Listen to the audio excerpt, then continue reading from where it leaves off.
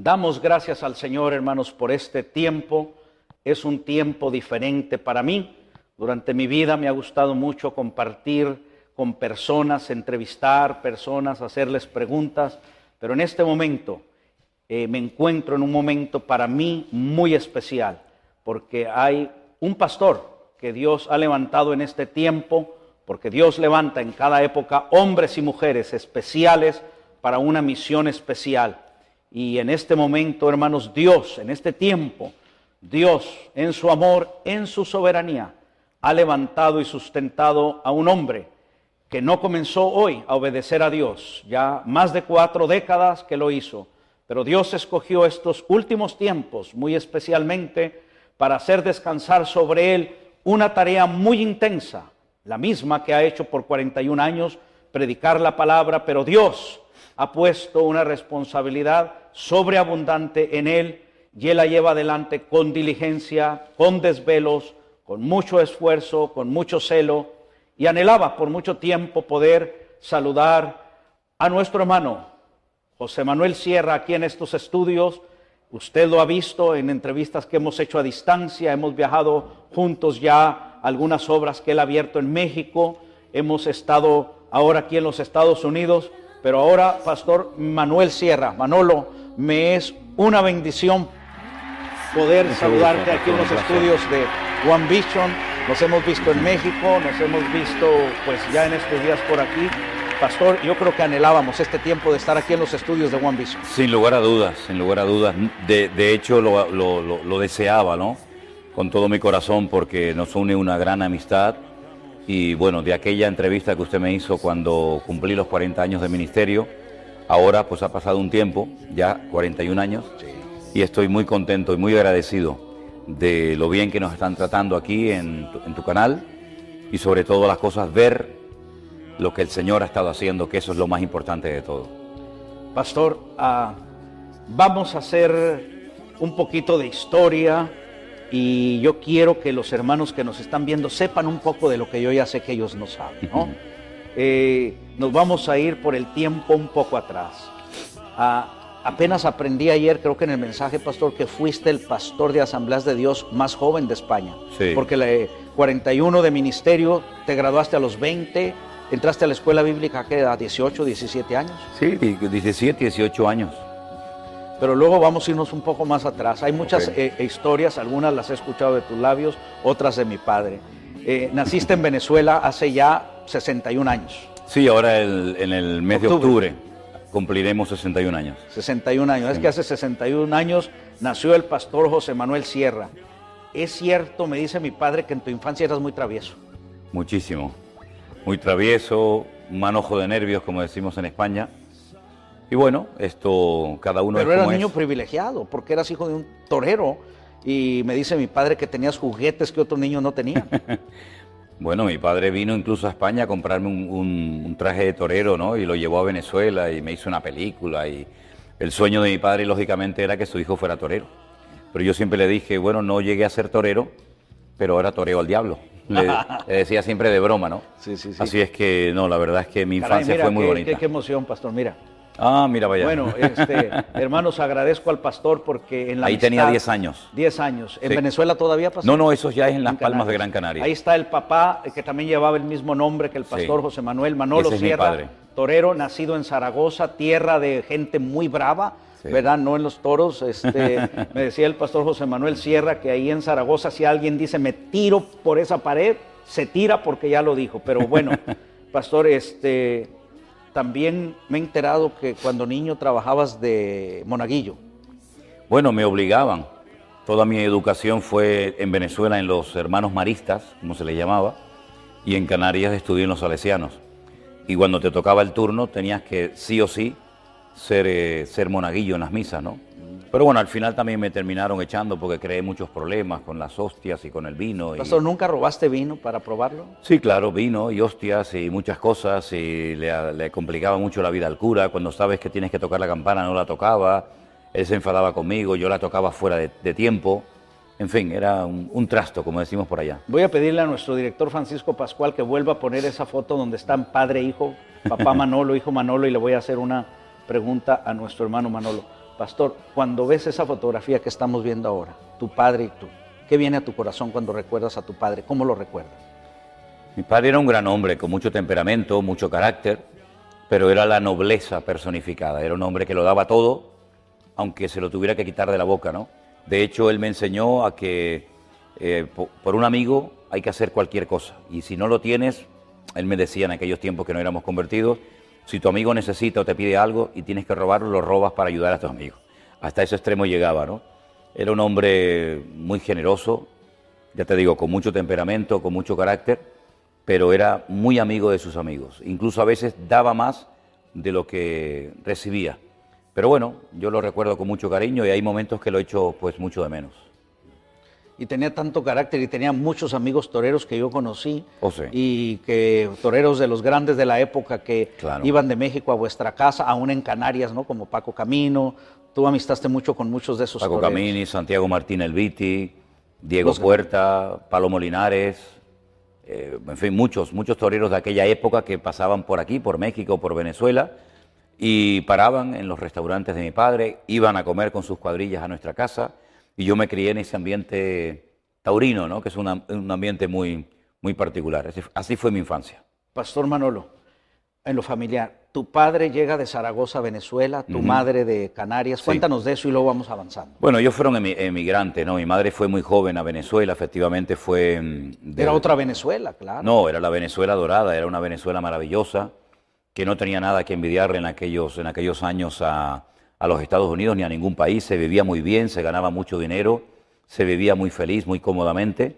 Y allí mi madre yo creo que llegó muy jovencita, 14, 15, 16 años aproximadamente.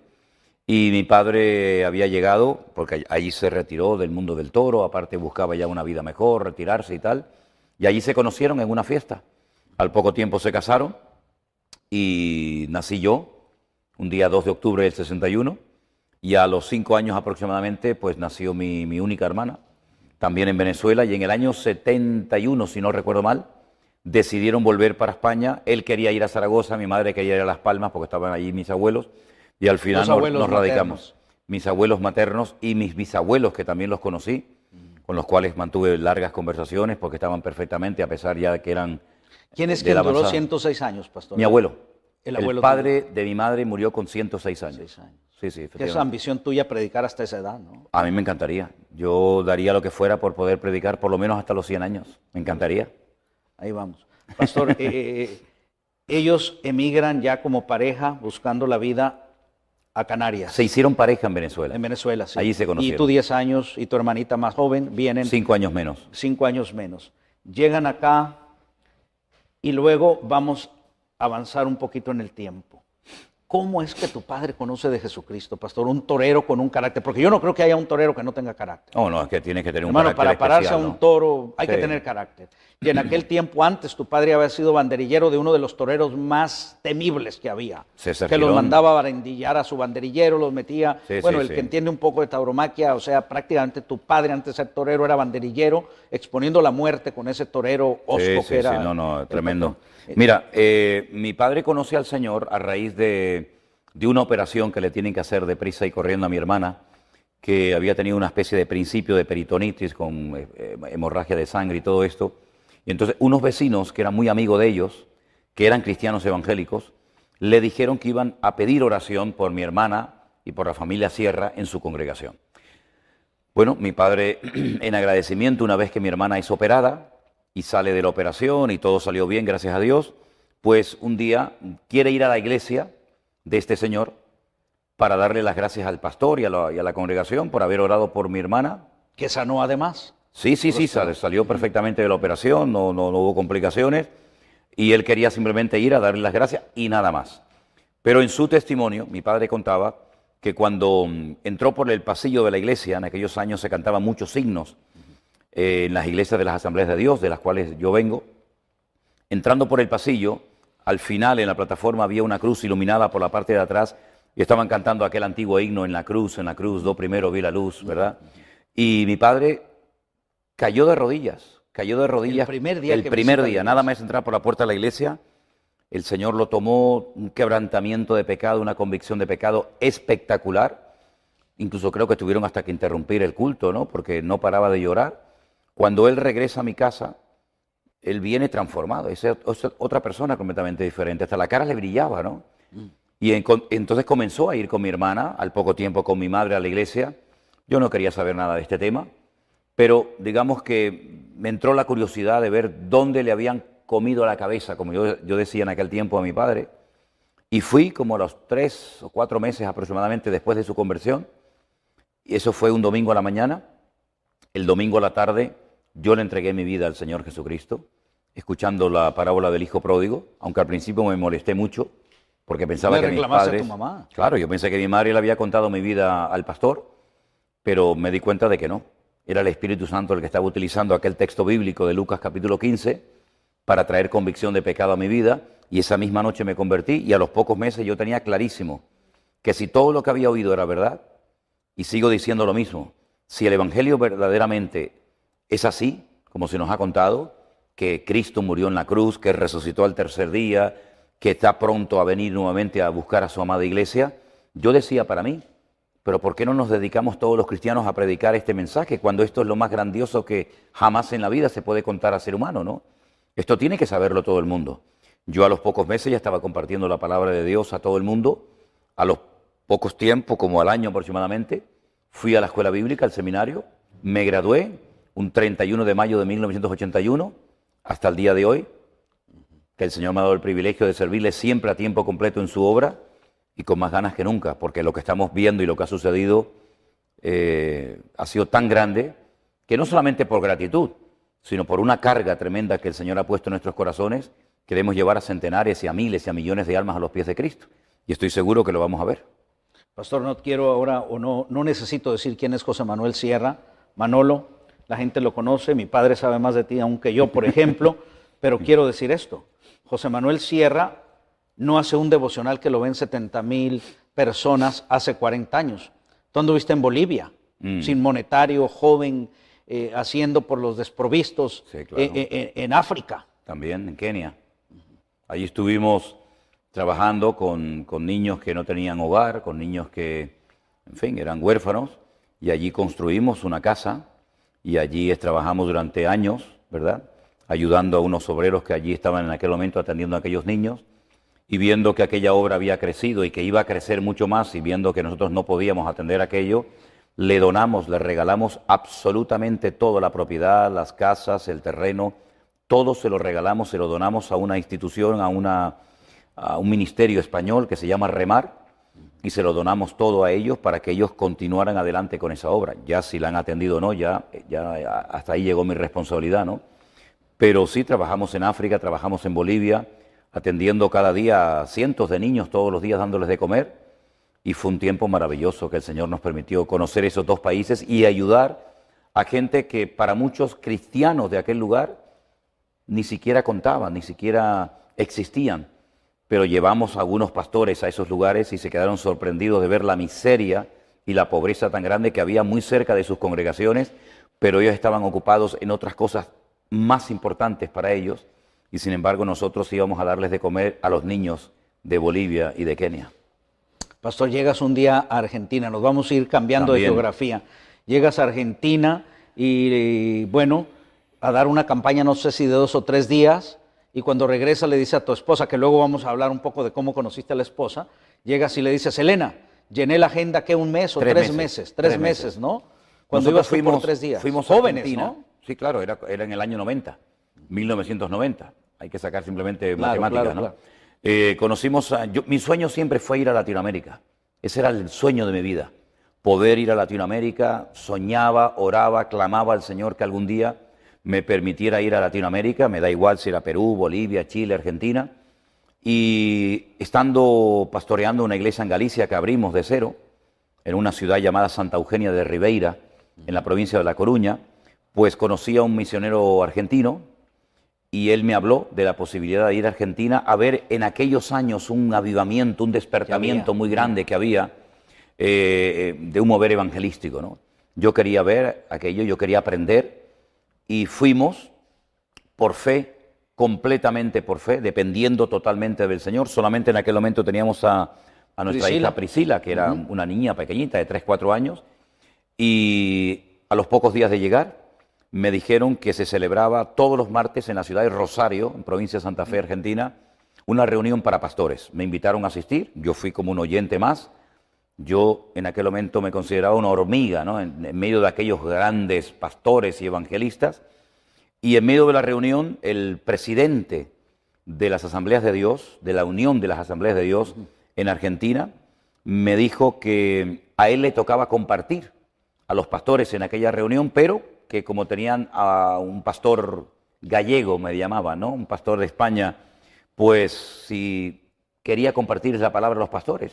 Esa fue mi primera carta de presentación en Argentina. Les compartí a los pastores ese día y cuando salí de esa reunión tenía efectivamente la agenda llena para 3 meses de invitaciones. Campañas constantemente, campamentos, retiros, convenciones, cultos especiales, y nos quedamos en aquellos años pues más de 1 año y medio aproximadamente. Recorrimos el país de punta a punta, fue un tiempo maravilloso, nunca nos faltó de nada, vivimos por fe, ¿verdad? Y vimos la provisión del Señor cada día. Fuimos con tickets de avión de ida, pero no de vuelta, porque no teníamos dinero para comprar billetes de vuelta, pero un pastor al cual yo aprecio mucho, el pastor Norberto Carlini, de la Iglesia Santuario de Fe de Rosario, el último día dijo, este hombre, esta familia ha estado entre nosotros, nunca le han dicho que no a ninguna invitación que han recibido, igual le ha dado ir a una iglesia pequeña, a una casa particular, a una villa miseria o a un sitio grande. Pusieron unas cajas enormes en la plataforma, recogieron una ofrenda magnífica y con eso compramos los tickets de vuelta y pudimos regresar a España. Y siempre recordaremos la generosidad de ese gran varón de Dios, ¿no? Así es que fue una etapa maravillosa. Yo después volví 3 veces más a Argentina a hacer campañas, reuniones especiales, pero fue una etapa de nuestra vida inolvidable y nos trataron muy, muy bien y la verdad es que recordamos con mucho cariño. ¿En cuál de esos 3 viajes, pastor, traías las primeras lecciones de hebreo que compraste en Argentina? Bueno, eso es muy interesante, no sabía que sabías ese detalle. Yo entré un día a una librería evangélica en la calle San Martín, si no recuerdo mal, la iglesia bautista tenía una librería tremenda y vi curso en hebreo. Entonces dije, voy a hacer este curso. Me resultó complicadísimo aprenderme las 22 letras del Aleph Bet o del alfabeto, pero sí, fue en el año 90 cuando comencé a interesarme por el idioma hebreo. ¿Era en el primer viaje a Argentina? ¿O en el primer viaje, en el primer viaje. O sea, en esas maletas con la ofrenda que se compró el billete, venían un libro azul de toda la explicación del hebreo y luego un librito más pequeño que era el cuaderno de trabajo. Regresando para estar acá. Pastor, en España, ¿a qué edad se hace el servicio militar y es obligatorio para todos? Sí, en aquellos años para era los obligatorio. Varones. Sí, solamente para los varones era obligatorio, ya hoy en día ¿A los 18 ya... años? No, yo creo que entré, si no recuerdo mal, con 19 o 20 años. 19 o 20 años. Entré un mes de febrero, habría cumplido recién 20 años y salí con 21 y estuve 14 o 15 meses en el ejército. Estando en la mili, cuéntanos la historia, cómo llegaste a esa iglesia sí. y cómo comienza esa historia de amor que se ha ido. Curiosamente, esa iglesia donde yo conocí a ¿Qué ciudad era, pastor? Cádiz.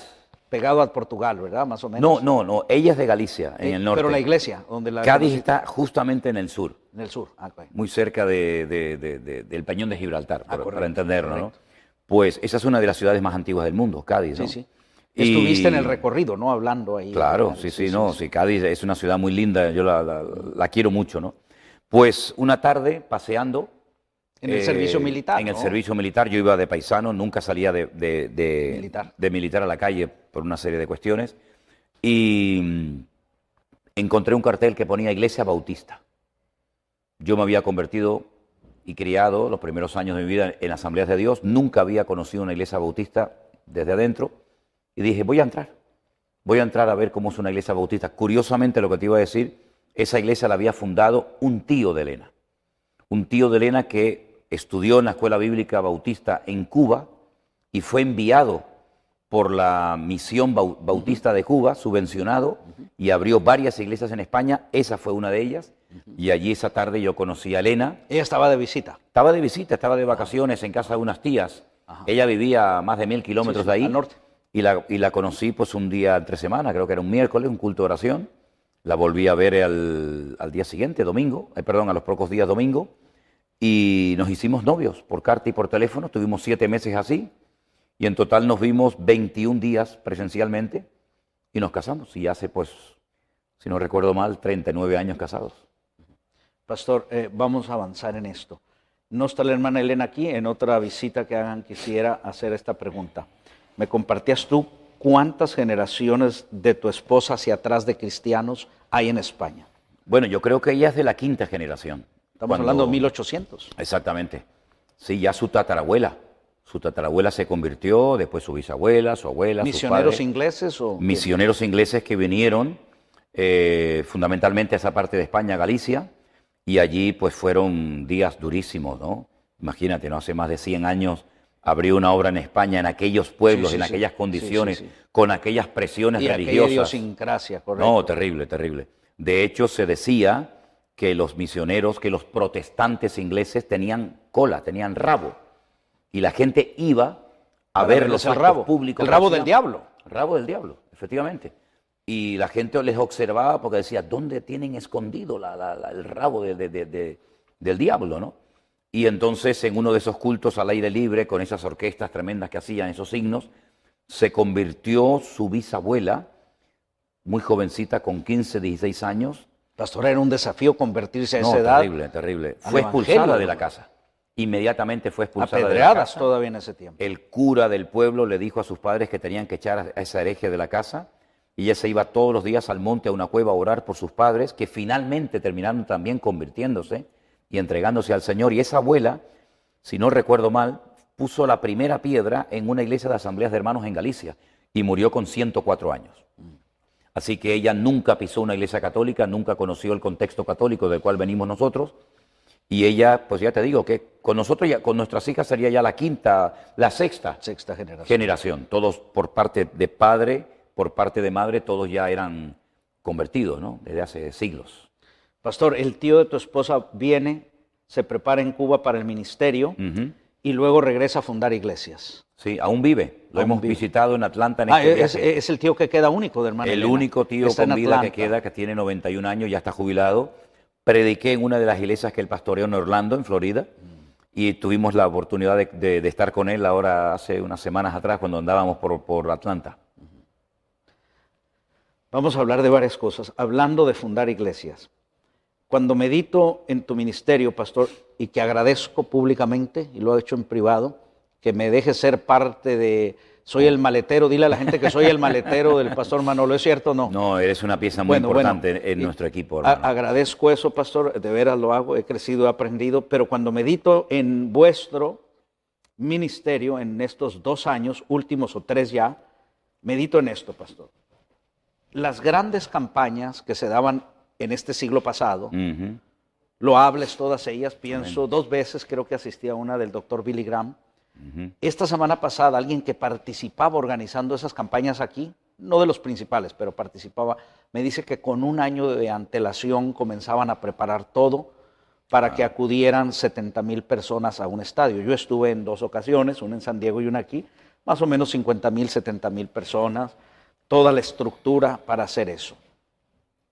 Anoche tuvimos el privilegio de escuchar tu ministerio y tu palabra aquí en lo que es el edificio nuestro, ¿verdad?, de nuestra iglesia, y esta mañana temprano me comienzan a llamar de 2 lugares fuera de los Estados Unidos. Yo no sabía que nuestro hermano Armando sabía que se desvelaba mucho, que ayer que se fueron de aquí a las 12 de la noche y lo había todavía subido a YouTube. Para cuando yo entré 8 de la mañana había 14,000 visitas. Ahorita debe haber 50, 60,000. Pensar esto, pastor. Danos la historia de todo esto, de la lucha, el esfuerzo, y humano como eres, sorprendido por Dios. Todos los días hay un estadio lleno, yo así lo imagino, Cuando veo los devocionales, los escucho, veo 70,000 gentes, veo los estadios de béisbol saturados y digo, wow, 70,000 personas es todo un estadio que diariamente te están viendo. Muchas de las cosas que vemos las haces desde tu pequeña oficina y has sido muy honesto. Dice, ¿no saben que a veces traigo chancletas cuando hago los devocionales? Sí, sí. Es cierto. Pastor, háblanos de ese proceso. Ya hablamos de Bolivia, cuando eras un perfecto desconocido, pero conocido para Dios, porque para Dios siempre has sido conocido, Claro. igual que hasta ahora, desde el día que te entregaste a Cristo. Ha sido un fenómeno para ti, para toda tu familia, nuestro hermano Armando que está aquí, Anderson, todo tu equipo.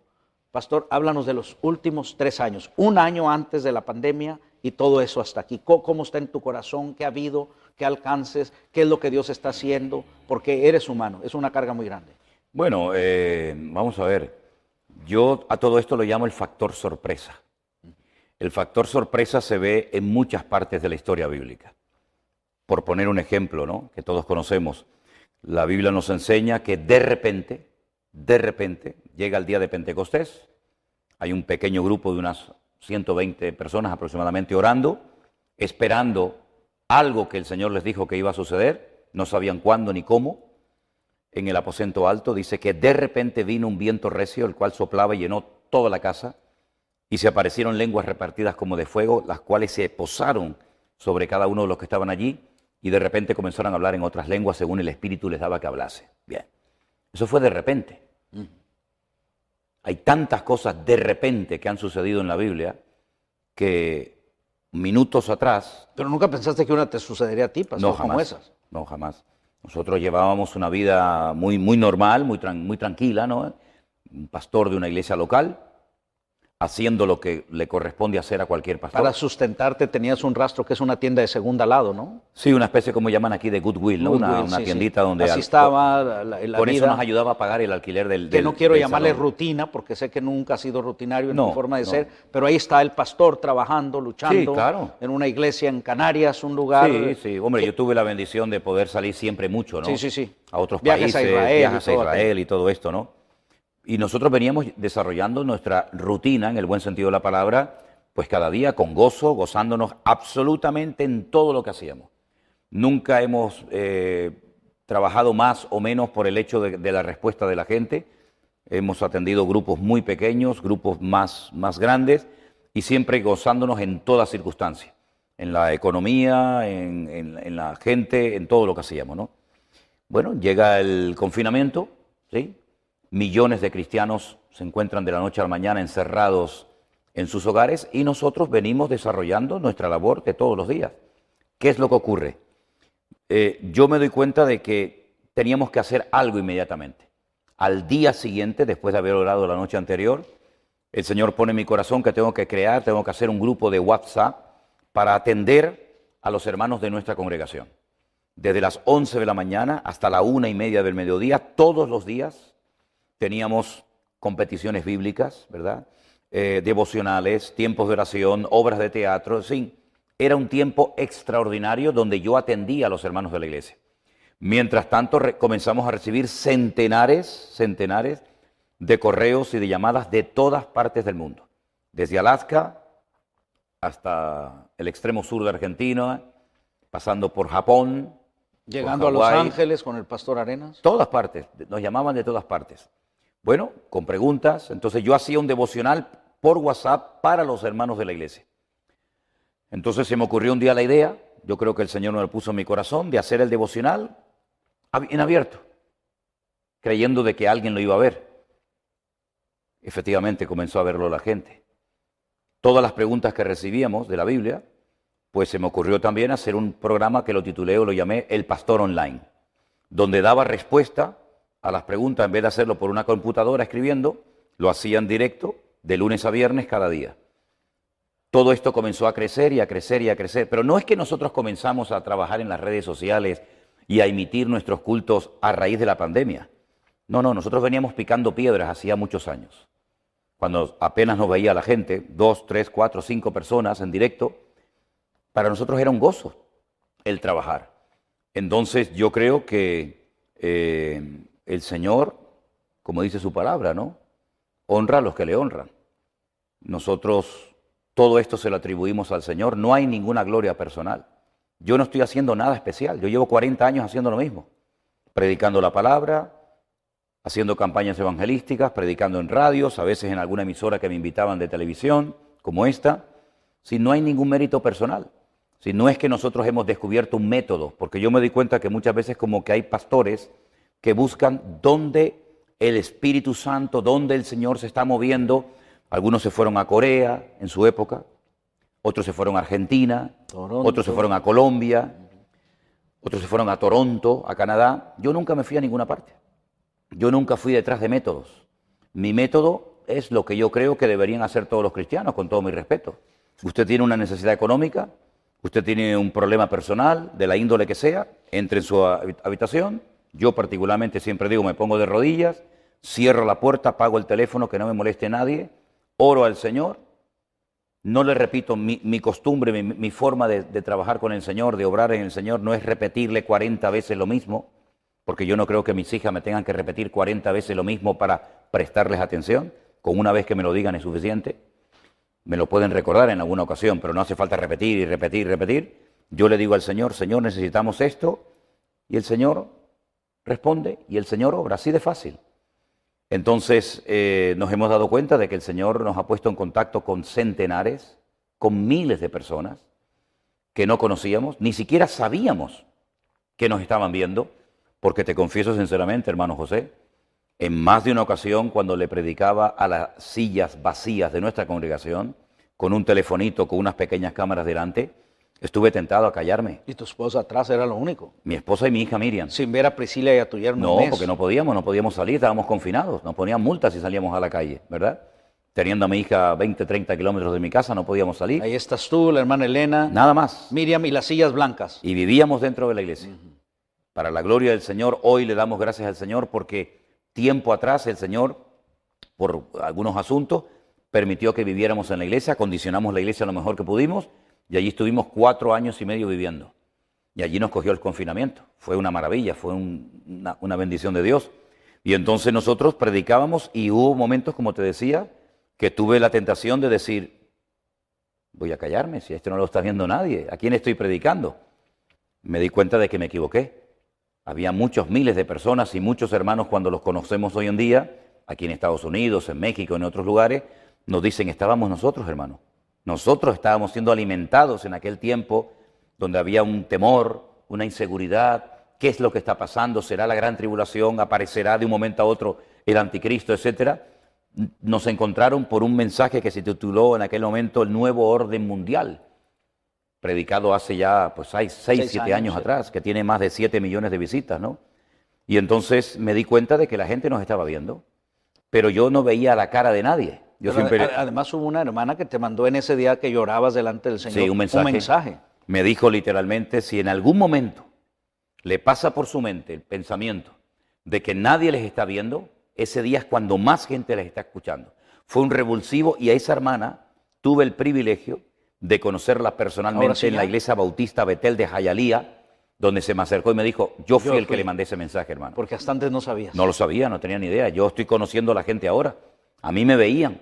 Yo estoy viendo a la gente ahora, familias, niños, jóvenes, hermanos, gente que viene de un trasfondo católico muy conservador o muy liberal, y el Señor nos está sorprendiendo cada día. En cada reunión hay sorpresas. Ayer, como usted sabe perfectamente, pastor, tuvimos una hermana que vino de Australia. 12 horas, mayor de 75 años. Un poco delicada de salud, de Sydney, vino específicamente para estar en el culto de ayer. Cierto. Viene gente conduciendo 18, 20 horas de diferentes estados de los Estados Unidos, gente de México, de El Salvador, de Honduras, de Guatemala. Si esto no es el principio de un avivamiento y de una renovación espiritual, entonces ¿qué es esto? Esto no lo ha producido una denominación. Nosotros no levantamos en alto la bandera de ninguna denominación, de ninguna persona en particular. Esta es la obra genuina del Espíritu Santo del Señor. No es una competencia, una guerra contra las iglesias. De hecho, no aceptamos a nadie que sea miembro de una iglesia. El concepto iglesia virtual para algunos es una locura, pero es una realidad. Hay centenares y miles de personas que han conocido al Señor, que se han reconciliado con el Señor. En algunos casos, como en México nos sucedió con una hermana que se nos acercó y nos dijo que hacía 30 años que había dejado de congregarse. Y lo que estamos viendo en estos últimos 2 años, prácticamente a diario, no lo habíamos visto en 40 años de ministerio. Porque el Señor viene pronto y el Señor nos está sorprendiendo y nos está mostrando que Él es fiel y que Él tiene ganas. Y que cualquier persona, da igual la edad que tenga, da igual el trasfondo religioso, denominacional del cual venga, una persona que se deja utilizar por el Señor lo usa. Y yo creo, y lo he dicho en varias ocasiones, que por lo menos con nuestro ministerio, el Señor ha dicho ahora. No sé cuánto tiempo va a durar esto. Yo siempre creo y confío que hasta que venga el Señor en su segunda venida. Yo creo que esto es algo imparable. Yo creo que es algo que va a ir a más. Prueba de ello es que cada día se abren más puertas, cada día conocemos más gente y estamos viendo en San Francisco, en Florida, en cualquier parte donde vayamos, centenares de personas con un hambre de la palabra que nunca en mi vida había visto. Pero es el cumplimiento de una palabra profética, donde el Señor dijo a través de uno de sus siervos: he aquí yo enviaré hambre y sed a la tierra, no de pan, no de sed, sino de oír la palabra de Dios. Y ese tiempo ha llegado. Y esas promesas que están ahí de que cosas que el ojo no había visto, cosas que los oídos humanos nunca habían oído ni habían subido al corazón del hombre, son las que Dios tiene preparadas para los que le aman. Bueno, yo puedo presumir de que nosotros intentamos amar al Señor todos los días, cada vez más y más, ¿verdad? Con todo nuestro corazón, con toda nuestra fuerza, con toda nuestra capacidad. Y yo creo que el Señor simplemente lo que está haciendo es cumplir con sus promesas. Y estamos disfrutando de un tiempo extraordinario desde marzo del 2020. Y usted lo ha visto y lo ha podido comprobar, que esto es algo imparable. Y todavía quedan muchas sorpresas por el camino, que vienen pronto. Pastor Manolo, aún en pandemia, Dios pone en tu corazón hacer ese viaje por toda España, Sí. que siempre ha sido un país difícil para el Evangelio. Bautizabas 1, 3, 5, 7, pero hubo una gran cosecha. Luego viene el congreso donde estuvieron ellos. Me impactaron varios. Aquella hermana de Guinea Ecuatorial que decía: ya lo que quiero es morirme. Sí, ¿Te acuerdas de ella? Totalmente. La conoces bien. Nuestra hermana Cristina. Cristina, el Señor la alcanza, da ese testimonio. Danos una suma breve. ¿Cómo Dios puso en tu corazón cuando comenzó esa gira por tu país, el de tu esposa, y cuando ya regresaron a Tenerife? ¿Cuál era la sensación que había? Empezamos en el mes de mayo del año pasado. Justamente el primer viaje misionero empezó el mismo día que vinimos a los Estados Unidos en este segundo viaje misionero. Y regresamos prácticamente el mismo día, en el mes de junio, terminaría, que este segundo viaje misionero que estamos realizando aquí. Dios puso en nuestro corazón que había llegado el momento ya que podíamos viajar, aunque había muchas restricciones, muchísimas restricciones. De hecho, en el camarote del barco donde yo estaba ya a punto de llegar a Huelva, una ciudad del sur de España, oré al Señor que me dejaran salir del puerto. Yo no sabía si me iban a dejar salir o no. Logré salir. Tuve que parar en el camino a dormir porque no se podía circular a ciertas horas por la carretera. Y el objetivo era conocer a todas las personas que se habían convertido, que se habían reconciliado con el Señor durante el tiempo del confinamiento.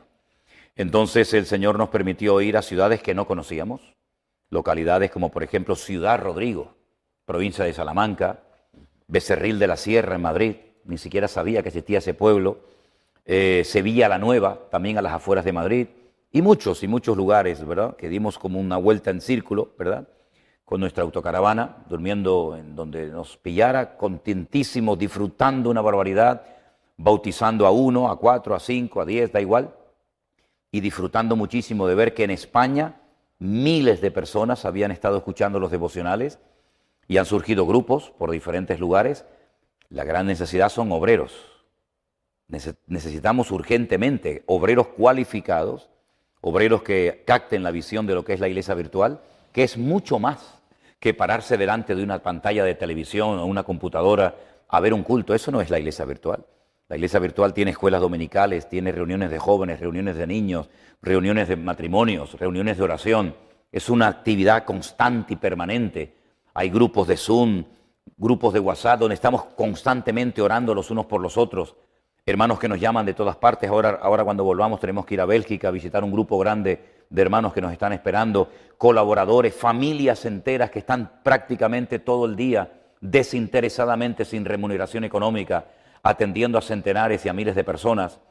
Es una auténtica revolución. Es la palabra que un hermano de nuestra iglesia en Tenerife, un hermano de Bolivia, nos dijo: hermano, esto es una revolución espiritual, no producida por el hombre. Yo te dije que cuando fueras a México armarías la revolución, ¿lo recuerdas? ¿Es cierto? Sí, me acuerdo perfectamente. Pastor, vi y dije, qué desperdicio. Era en Algeciras donde estabas en aquella plaza de toros abandonada. Oh, sí. Era Algeciras. Sí, sí. Y cuando hiciste el devocional, estoy en una plaza abandonada, y yo dije, qué desperdicio, la plaza abandonada. Sí, sí. ¿Sí recuerdas que oraste porque te llegó un mensaje de una esposa que su esposo estaba desahuciado a punto de morir en Seattle, Washington? Sí, señor. Cuéntanos qué pasó 2 meses o 3 después, bueno, cuando llegamos a México y él estaba ahí. Como puedes imaginarte, recibimos centenares de peticiones de oración todas las semanas y nos llegó un pedido urgente de un hermano, de una persona, no sé si en ese momento era convertido o no, estaba en un hospital grave debido al tema este del COVID, ¿no? Estaba muy grave, a punto de morir, comenzamos a orar, mandamos su petición por diferentes medios, se oró mucho por él y bueno, todo quedó así, ¿verdad? Meses más tarde, cuando hacemos nuestro primer viaje a México, se me acerca un matrimonio, creo que tú me lo presentaste, si no recuerdo mal, y me dice, hermano, este es el hombre que estaba a punto de morir. Llevaba las fotos, ¿te acuerdas, pastor? Llevaba las fotos, sí, es cierto. Y nos enseñó la cicatriz. Cierto. Todo. Todavía hablaba con leve, ¿no? Claro. Y tuve la oportunidad de conocer personalmente a ese Y fue desde hermano. Seattle acá solamente a darle gracias al Señor. Es cierto, es verdad. Desde Seattle era, sí, ¿no? Seattle, Washington, acá arriba. Increíble. Sí. Pues sí. Bueno, testimonios como ese a montones. Entonces, viene España, pastor, viene Italia, viene Bélgica. La agenda está más que saturada. Sí. Que en base a la palabra del Señor, Él dice en su palabra que en los últimos tiempos habría hambre. Pero también dice que donde abunda el pecado, sobreabundará la gracia. Claro. Dios te ha escogido para ese trabajo. Pastor, humanamente, para ti, para tu familia, aunque sirven al Señor, ¿cómo ha impactado esto? Por ejemplo, ahora, lo digo en lo familiar, porque eres padre, esposo, vas a ser abuelo. En unas semanas, días, podemos decir. Tienes 6 semanas que ahora más que nunca Priscila, tu yerno y tú, tu esposa, Miriam, quisieran estar allí. Familiarmente, no solo a tu persona, a tu ministerio, a tu iglesia, cómo este impacto, ¿no?, en las relaciones ha afectado para bien, pero humanamente. Nos cambió la vida totalmente. De llevar una vida, entre comillas, normal, controlando prácticamente todo, a una vida donde cada día despiertas en un sitio diferente, conociendo a centenares de personas nuevas que nunca en tu vida habías visto. Pues salimos, si no recuerdo mal, el día 6, 7 o 9 de mayo, y no regresaremos hasta mediados, casi finales del mes de junio, y constantemente yendo de un lugar para otro. Nos cambió la vida, pero contentísimos, muy contentos, sabiendo que el Señor nos tiene para esta hora, muy orgullosos de lo que el Señor nos está permitiendo hacer para Él, pero al mismo tiempo sorprendidos y dependiendo totalmente del Señor, porque esto no es por ningún mérito personal. Yo no tengo ningún método, jamás voy a escribir un método diciendo he descubierto la varita mágica del ministerio y si usted hace punto A, punto B y punto C, usted va a tener un éxito tremendo en el ministerio. Yo no tengo la clave de nada. Esto es un trabajo diario, es constancia, es perseverancia, es dependencia del Señor. Yo no me he enriquecido económicamente hablando a raíz de todo esto. Nuestra vida es prácticamente igual. No nos hemos llenado pero sí tienes ya una residencia de 1 millón de euros pagada, ¿no? Donde vives, ¿no? ¿O sí? ¿Dónde? Me dijeron. ¿Una residencia? De 1 millón de euros pagada. No tengo nada. ¿O pagas alquiler? No, yo he vivido toda mi vida de alquiler. Es con doble sentido. Pues. No, por eso le digo, no sé quién le dijo Nada, eso. no estoy para que sacaras la verdad. No. Eso me llamó la atención, pastor. 40 años de matrimonio, 39. Sí. Y un día, en uno de los devocionales, un día decías, siempre de alquiler, y tu esposa, ya que hemos dialogado, dice, no, si de pronto tenemos muebles y luego nos vamos a otra parte y ya no tenemos, ¿no? Nosotros ni como ministerio, nuestro ministerio no tiene propiedades. La iglesia que yo pastoreo, la iglesia presencial en Tenerife, es un local alquilado. La iglesia en Fuerteventura que tenemos, la iglesia en el Puerto de la Cruz, nosotros no tenemos propiedades. No estoy en contra de que se tengan propiedades, pero es que nosotros no hemos podido nunca comprar nada. La obra en España es muy difícil, ha sido una obra muy dura y nunca nos hemos planteado ni siquiera comprarnos una propiedad nosotros, ¿no? Y ya a estas alturas de mi vida, pues mucho menos todavía, ¿no? Pero muy contentos, hermano, muy contentos porque yo sé a lo que Dios me llamó y a lo que Dios no me llamó. Y cuando hablábamos hace muchos años de, bueno, si compramos algún día alguna casa, algún departamento, ¿dónde lo vamos a comprar? Si hoy estamos aquí, mañana estamos allá, hemos estado viajando durante años, ¿verdad? Como ahora estamos volviendo a hacer. El Señor nos está llevando otra vez al inicio de nuestro ministerio, donde no parábamos, es increíble, ¿no? Por lo tanto, muy contentos. Vivimos en un departamento en la ciudad de Santa Cruz de Tenerife, de alquiler, y muy contentos y gloria a Dios. Pastor, esa pregunta tiene sentido para fundamentar esto y avanzar en el tiempo. Una última pregunta es esta. Sin duda, en mi experiencia y en el área en la que yo vivo, una de las cosas que más ha afectado a la iglesia es el abuso que se ha tenido desde los púlpitos o quienes gobiernan la feligresía con relación a las finanzas. Hablo en el contexto mío, en otros lugares será la doctrina torcida, será cierta influencia, pero en este entorno en el cual yo vivo, por 35 años he visto mucha gente manipulada en un tiempo, pero gente que yo amo mucho, después los veo heridos cuando viene la palabra del Señor. ¿Cómo es que esto ha afectado al pueblo de Dios? Ahora, si cabe la pregunta, ¿por qué se hace desde los púlpitos? Se ha hecho desde los principios de la Biblia, ¿no? ¿Cuáles son, Pastor Manolo, en tu opinión, las cosas que más afectan a la iglesia desde adentro de la iglesia? Bueno, la Biblia dice que la raíz de todos los males es el amor al dinero. Cuando en vez de usar el dinero, nos dejamos usar por y cuando en vez de utilizarlo para la obra del Señor, lo utilizamos para propio beneficio personal, convertimos el púlpito en una fuente de ganancia. Y entonces, en vez de trabajar y ministrar para servir a la gente, terminamos queriendo o sin querer, consciente o inconscientemente, utilizando a la gente para nuestro propio beneficio personal. Ha sido una auténtica vergüenza lo que ha sucedido de unos años a esta parte en ciertos, no en todos, en ciertos sectores del campo del espectro evangélico, ¿no? Donde todo gira en torno al dinero. Pastores que están obsesionados con el tema del dinero. ¿Hay que hablar de dinero? Por supuesto que sí. ¿Menciono la palabra, incluso la palabra dinero? Por supuesto que sí. ¿Habla la Biblia de diezmos, de ofrendas, de tener un corazón generoso? Por supuesto que sí. Pero se ha hecho un sobreénfasis. Y hay iglesias donde únicamente se habla de dinero. Yo conocí a un pastor que vivía o vive por aquí, por California, que cuando iba a España tenía un monotema. No sabía hablar de otra cosa más que de pedir, pedir, pedir y pedir, ¿no? La avaricia no tiene límite, ¿verdad? Y muchos han convertido el ministerio, utilizando su poder y su autoridad, en una fuente de ganancia. Entonces, cuando predican de prosperidad, yo pregunto, ¿prosperidad para quién? Prosperidad para siempre el mismo. Porque yo he visto, por ejemplo, en Costa Rica, he visto en Argentina, he visto en muchísimos lugares a predicadores que viven a unos niveles estratosféricos en comparación con su membresía, que yo no sé cómo no se les cae la cara de vergüenza, ¿no? Yo pienso que hay pastores que se han desviado totalmente de lo que tendríamos que haber predicado, ¿no? Yo no estoy diciendo que un pastor tiene que ser un miserable, un pobre, que no tiene el pobrecito ni para comer ni para vestir. Yo no estoy diciendo eso, pero tampoco creo que un pastor tiene que centrar todas sus predicaciones, todos sus estudios bíblicos y sus esfuerzos en hablar única y exclusivamente de dinero. Esto también ha sucedido por la falta de conocimiento bíblico, porque el pueblo, al no tener un alto, un mínimo, según cómo se mire, conocimiento de la Biblia, se han dejado seducir, se han dejado manipular por personas que, sacando textos del contexto, han formado pretextos y han caído en auténticas manipulaciones e incluso, sinceramente, enseñando cosas totalmente antibíblicas, como si no das, estás maldecido, como si no das el diezmo, el Señor te va a castigar, etcétera, etcétera, asustando al pueblo de Dios que es sagrado.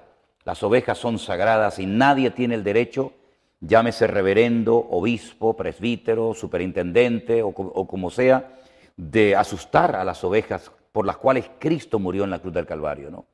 Por lo tanto, yo creo que es una auténtica vergüenza lo que ha sucedido y esto ha causado mal testimonio al mundo. Te voy a contar una pequeña anécdota, si me permites. Hace unos años yo fui en las Islas Canarias a una tienda de cosas de segunda mano. Quería comprar un puntero láser, ¿verdad? De estos que señalas en la pantalla. Y cuando entré vi que el dependiente, el muchacho que me atendía, por el acento, era colombiano. Y yo le dije, ¿eres colombiano, verdad? Y me dijo, sí, ¿cómo lo sabes? Le dije, bueno, yo tengo muchos conocidos y me llama mucha gente de Colombia. ¿Y por qué? Digo, porque soy pastor evangélico y conozco muchos hermanos de Colombia. Y me dijo así, sin conocerme de nada, ah, pastor evangélico, ustedes son los que le roban la plata a la gente, ¿verdad? Ese era el concepto que ese muchacho tenía de los pastores. No digo que todos sean iguales, gracias a Dios. Todavía hay un remanente de pastores que no se han prostituido, pastores que no han caído en el error y en la grave equivocación de dedicarse a pedir dinero única y exclusivamente, pero también tenemos que decir, para vergüenza nuestra, que hay iglesias que solamente se utilizan y se predica desde el púlpito dinero, dinero, dinero. Cuando llegó la época de las preguntas en el famoso Pastor Online, que tú conoces, pues muchas de las preguntas vienen por oleadas, ¿no? Algunas preguntas venían sobre el tema de las primicias. El tema de las primicias no tiene absolutamente nada que ver con el Evangelio. Eso es algo que es una de las leyes de los 613 mandamientos que el Señor le dio al pueblo de Israel a través de Moisés, de la ley, de la Torá. Una de ellas era para los agricultores, ganaderos. Hablaban de los primeros frutos, de las primicias. Y yo qué le decía a la gente, lo mismo que le digo ahora a los que me están viendo. Una excusa más para seguir pidiéndole plata a la gente. Las primicias no tienen nada que ver con el Evangelio de nuestro Señor Jesucristo, ¿verdad? Y lo que yo creo que ha llegado el momento es que la gente se dé cuenta de que no se puede decir amén a todo lo que un señor predica desde el púlpito. Una cosa es el respeto, una cosa es el cariño, una cosa es la educación y otra cosa es ser copartícipe de manipulaciones, sacando las cosas de su contexto, diciendo amén a una enseñanza que muchos saben en lo más profundo de su corazón que no es bíblica, pero que no se atreven a decirle al pastor, pastor, con todos mis respetos, usted ha perdido hace mucho tiempo el foco de su ministerio y ha caído en la trampa de dejarse dominar por el dinero. Y eso es un gravísimo error. Y termino diciendo algo, si quieres conocer a un hombre de verdad, no lo oigas en el púlpito. Si quieres conocer a un hombre de verdad, dale poder y dale dinero. Y ahí conocerás verdaderamente qué tipo de hombre es. Y es lo que ha pasado. Muchos han crecido, muchos han prosperado, aunque no toda prosperidad viene de Dios. Cuidado que hay muchos inconversos que son tremendamente prósperos, millonarios y no tienen nada que ver con el Señor. Y entonces han crecido, se ven con poder, se ven con fama, se ven con gente y se creen que pueden hacer y compartir lo que les da la gana. Y se equivocan rotundamente. Y muchos de estos tendrán que rendir cuenta delante del Señor algún día y pedir perdón, y espero que lo hagan pronto, porque lo que han hecho ha sido crear un mal testimonio, una mala imagen de los evangélicos en algunos sectores de la sociedad, hasta el punto que la gente dice, los evangélicos lo único que saben es pedir plata a la gente. Entonces yo he sido con eso muy contundente, y seguramente algunos de los que me están escuchando, pastores, evangelistas, pues no les hace ninguna gracia lo que les estoy diciendo a la audiencia, pero yo no estoy aquí en este mundo para agradar a la gente. Yo estoy en este lugar para predicar la palabra de Dios. Y si predico algo que no está en la Biblia, que me llamen, que me confronten públicamente, cuando quieran y donde quieran. Pero ellos saben perfectamente que para ellos lo más importante se ha convertido en el dinero más que en el amor a las almas. Amén. Y usted quisiera seguir escuchando al pastor José Manuel Sierra, yo también, pero siempre hay que hacer las cosas con orden. Y en la próxima visita, no es la primera vez que él viene a California, pero sí, desde que nos hemos conocido, sé que el Señor lo concederá volver aquí. Hay planes, hay proyectos, pero tengo buenas noticias para usted. Si usted quiere seguir escuchando de él, pues lo podemos ver en el devocional, en el Pastor Online, en las predicaciones.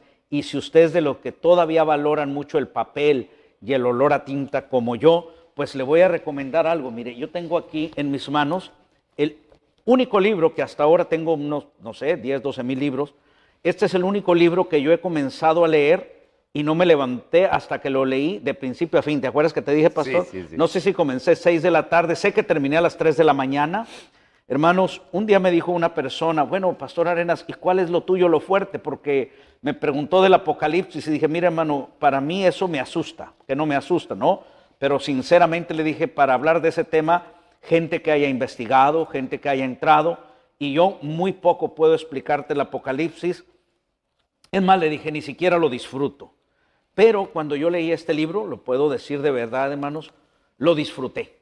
Comprendí muchas cosas y yo se lo recomiendo a usted. Es Escatología Bíblica por el pastor José Manuel Sierra. Y también me sucedió que cuando leí este libro, Pastor Manolo, te dije que había un pastor que dijo que te seguía todos los días, pero que ya no te iba a seguir. ¿Sabes por qué? Porque dijo, a nosotros nos han enseñado que la iglesia no va a pasar por la gran tribulación. Sí, claro. Y dijo, y el pastor Manolo es medio tribulacionista. Y le digo, mira, pues ¿cuál problema es, hombre? Nosotros nos vamos, ya y a media tribulación allá lo esperamos a él, ¿no? Pero bueno, hermano, yo disfruté este libro, lo tengo todo subrayado, lo recomiendo. En otra visita voy a preguntarle al pastor que nos diga cuáles son los puntos que hay sobre escatología, porque hay varios puntos doctrinales, ¿no? Que en los que usted puede ver los diferentes puntos, opiniones que hay sobre la escatología. Luego también tengo por aquí este libro demonología, que le dije al pastor Manolo, no me gustó el título y no me había llamado la atención leerlo, así es que tardé año y medio para comenzar a leerlo la semana pasada, pero vi conceptos, hermanos, que me parece que el título debiera aún ser otro.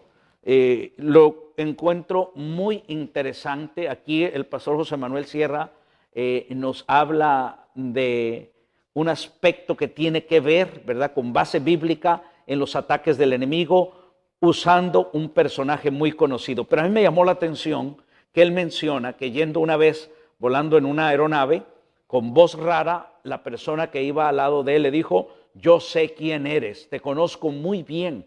O sea, los demonios de la persona que iba al lado percibieron el espíritu del Señor que hay en el pastor José Manuel Sierra. También comenta que estando en África con perfecto español, una persona que no hablaba español con perfecto español, endemoniado, dijo, yo sé quién eres, te conozco bien, vete de aquí, has venido a atormentarme. Y luego tengo aquí también este libro de hermenéutica y homilética, y dice la Biblia que los mentirosos no entrarán al reino de los cielos. Este libro no lo he leído aún todavía, pero puedo decir que mi mejor maestro de homilética es una discípulo de nuestro hermano José Manuel Sierra en su congregación, porque en una entrevista que le hizo mi hermano Armando a petición nuestra en los 40 años de ministerio del pastor José Manuel Sierra, una hermana, ¿cuál es el nombre, pastor, de la hermana maestra mía de homilética de tu congregación? ¿Te acuerdas? No. Tu esposa sí la sabe.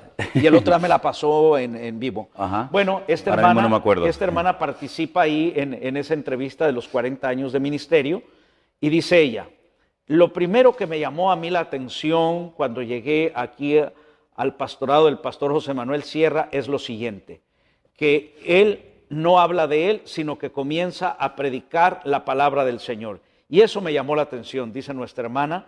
Así es que el siguiente domingo, hermanos, yo llegué al púlpito nervioso porque dije, no, verdaderamente, y cuando digo mi maestra de homilética, escuche esto. Ella dijo, el pastor José Manuel Sierra no habla de él, de las cosas, se va a la palabra directa. Y yo medité en eso, y el domingo dije, así lo voy a hacer yo. Voy a llegar, aunque mi esposa me ha dicho, no des anuncios, no hagas esto, vea la palabra, los anuncios los das al final, pues no le había hecho caso.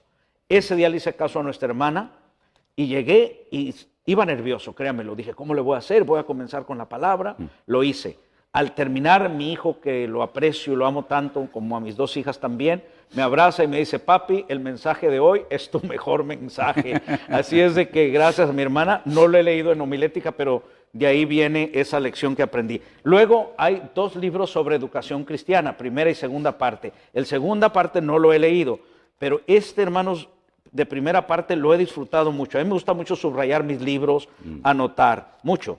Y entonces, hermanos, aquí hay algo que yo regreso a él seguido. Miren, a mí me gustó mucho algo y ya le pedí permiso al pastor José Manuel Sierra cuando me invite a predicar en Colombia o en alguna de sus iglesias.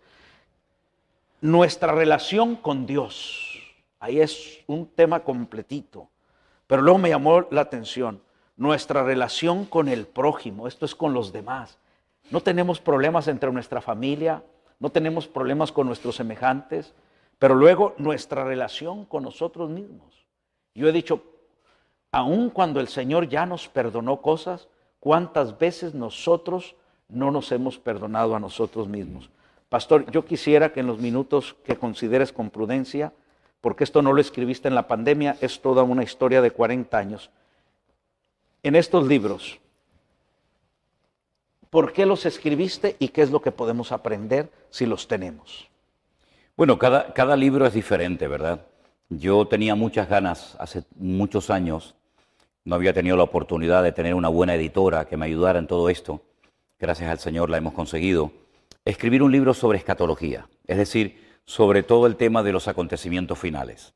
¿Por qué? Porque lamentablemente me he encontrado con muchos hermanos, incluso gente que está en el ministerio sirviendo al Señor, que me dicen, es que me resulta tan complicado todo esto de el anticristo, la marca de la bestia, los caballos que cambian de colores, etcétera. Y yo dije, pero ¿por qué un libro tan hermoso, tan espectacular y tan necesario como es el Apocalipsis, también por supuesto las profecías de Daniel, Ezequiel, por qué le resulta tan complicado a la gente entender esto? Entonces, con un lenguaje sencillo, intento explicar muchas cosas que para muchísimos cristianos durante años han sido como prácticamente imposibles de poder entenderla. Ese es el objetivo de este libro de escatología, que cualquier creyente, aunque lleve poco tiempo en el Señor, pueda disfrutar de la lectura y del estudio del libro del Apocalipsis. Ese fue el objetivo con el que se publicó este libro. Y lo logras, porque un recién convertido lo puede entender. Totalmente. Yo lo disfruté por esa manera, pastor, pero luego tenemos de educación cristiana que lo acabo de decir. A mí me ayudó mucho, me impactó. Y precisamente lo para tengo eso, subrayado. para educar adecuadamente a los creyentes para que sepan cómo comportarse, cómo actuar en diferentes momentos, trabajar bajo presión. La Educación Cristiana 1 y Tomo 2 nos ayuda precisamente a eso, a tener una buena base como creyentes para saber cómo comportarnos en todos los momentos y circunstancias de la vida. El de hermenéutica, pensé en su momento, ¿por qué esta asignatura que consiste en la correcta interpretación de los textos bíblicos, por qué solamente se enseña esta materia en las escuelas bíblicas, en los seminarios, en los institutos? ¿Por qué no se pone esta herramienta en manos de todo el pueblo? Para que cualquier creyente cuando lea la Biblia sepa si está leyendo una profecía, una promesa, algo que se ha cumplido, algo que se ha cumplido progresivamente o aún no. Entonces la hermenéutica ayuda a cualquier creyente a disfrutar del estudio de la palabra, que es mucho más que leerla superficialmente, ¿no? Y la homilética, porque realmente son dos libros en uno, es cómo explico, cómo expongo en una reunión de jóvenes, de damas, en un culto público, el conocimiento adquirido. Porque ¿de qué sirve saber mucho si luego no soy capaz de explicarlo? En eso consiste ese libro. El de demonología... Te digo algo, pastor. Como se trataba de demonio, lo tenía medio lejos de mí, ¿eh? Te lo compartí esta mañana. No me atraía de veras. Claro. Por el tema. Por el título. Bueno, pero dije, lo voy a comenzar a leer y mira dónde voy ya. Lo he disfrutado casi como novela, lo he disfrutado como experiencia.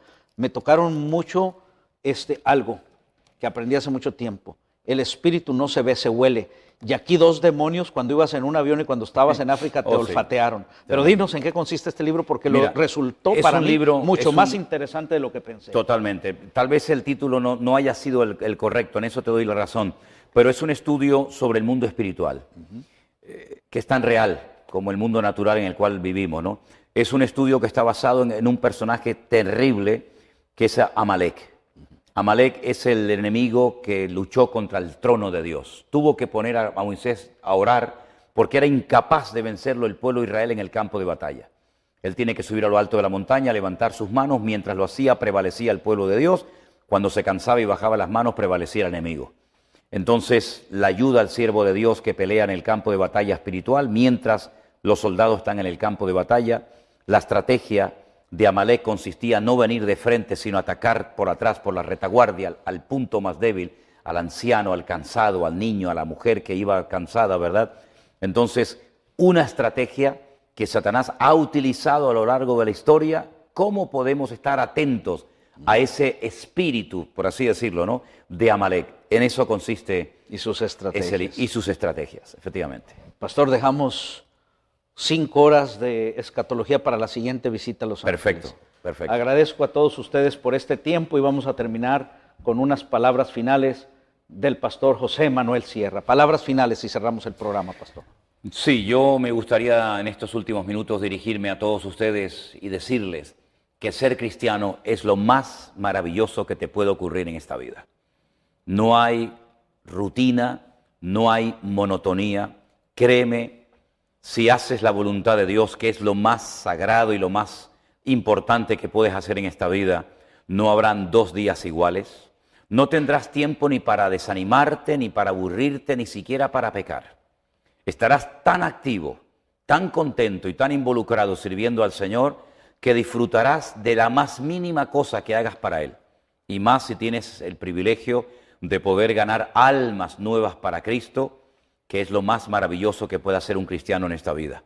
Te animo a que dobles la guardia, a que no te canses, a que no mires los defectos de los hombres, sino si habéis resucitado con Cristo, decía el apóstol Pablo, poner la mira en las cosas de arriba, no en las de la tierra, y así de esa manera no te vas a desanimar nunca, ni te vas a derrumbar. Quisiera también dirigirme a todas las personas nuevas que no conocen a Cristo, que se preguntan, pero todo esto del Evangelio, todo esto, ¿qué es?